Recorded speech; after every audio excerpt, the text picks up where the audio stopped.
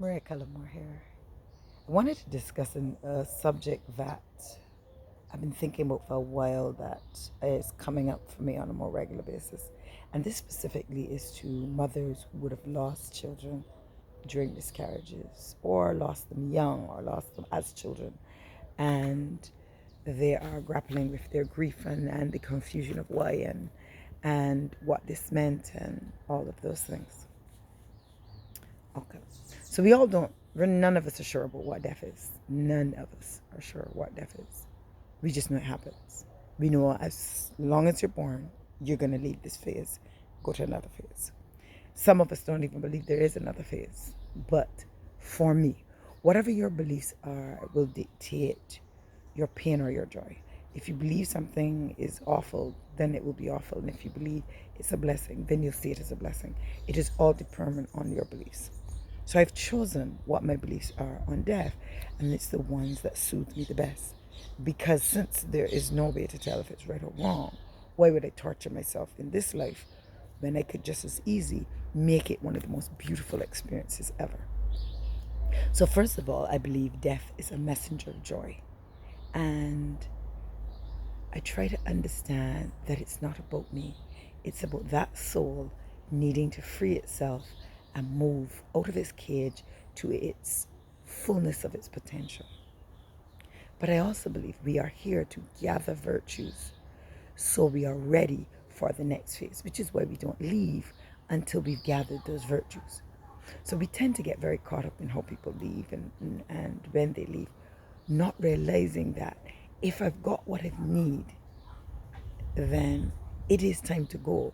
There's no point to me staying beyond my time. On top of that, that then would be painful for my own progress. And so as a result, it is essential that I do the next step, which is move towards where I'm supposed to be at. And I keep saying to people with regard to time, it's time is this dimension. It's not necessarily in the next dimension. And souls continue. Souls live on with and without us. This body is only a part of our development, but it's not every part of our development, and it's not necessary for everyone. You're here because choice gives you the option to do certain levels of growing. And so when you find yourself back here, you're back here for that purpose. You're on earth to gain some virtues and go back to another dimension. The difference with the other dimension is there's no time. So I can see the whole of someone's life play out, the beginning, in the end, in the moment. I can see all of it. So then I know which person I want to carry me that will assist me in my development and them in their road forward. So I always tell my kids, you choose me. You chose me.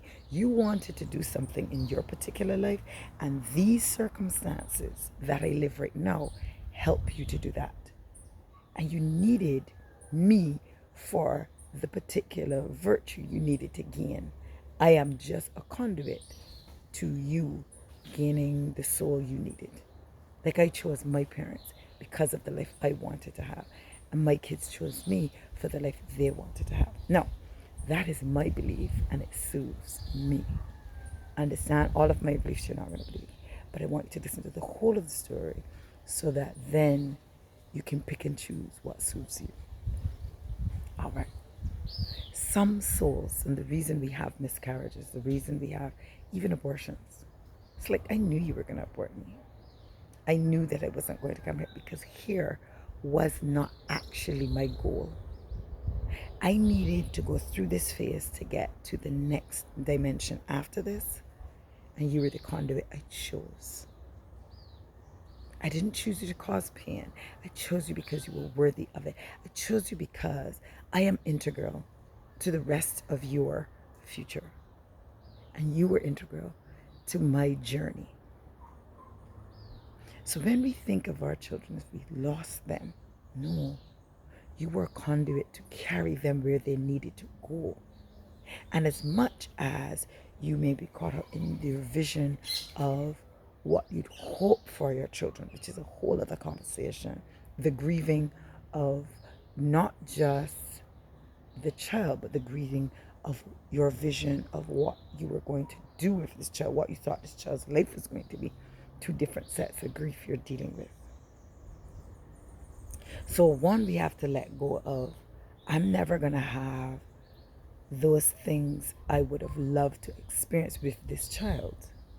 But at the same time, if it's not about me and I understood I was a conduit for this child, then I did my job. And that was the extent of what my job was supposed to be. My job was to allow you to pass through this dimension, to get to the next dimension, without necessarily having to live through this experience, Earth. And I know that this is a convoluted thing, and it's lots of little parts, and it must be hard. Like, where are you going with this? I am going with this. I want you to take, I'm not going to stop your pain. You lost. You felt like you've lost an opportunity to raise this soul. And sometimes you blame yourself. Didn't I eat the right enough? Did I take enough folic acid? Was I healthy enough? Did I do all the right things? Oh, this the body. And we'd love to point fingers or find a point at which it was the cause. It's not even the issue. I knew what was going to happen to me, and I still chose you. You were special enough, strong enough, emotionally correct to be the one that carried me. You gave me all that I needed in the time you had me. And for that, if they could tell you, they'd say thank you. Wouldn't be something you mourn, it would be something you should celebrate. And I say celebrate, and I mean it. How special are you to be chosen by them? And what is it they gave you in that time? Because if you're grieving, you're probably missing what blessings, what strengths, what virtues did they provide you with? Because that's what they were doing. That's what they are also key to your growth, that you were key to theirs. Start looking at,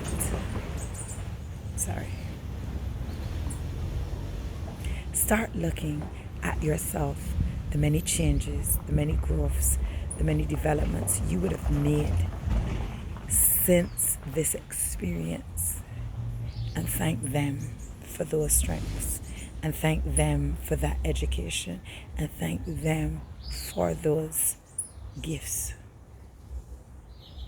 I'm not saying don't mourn, but as a part of your mourning, celebrate a life.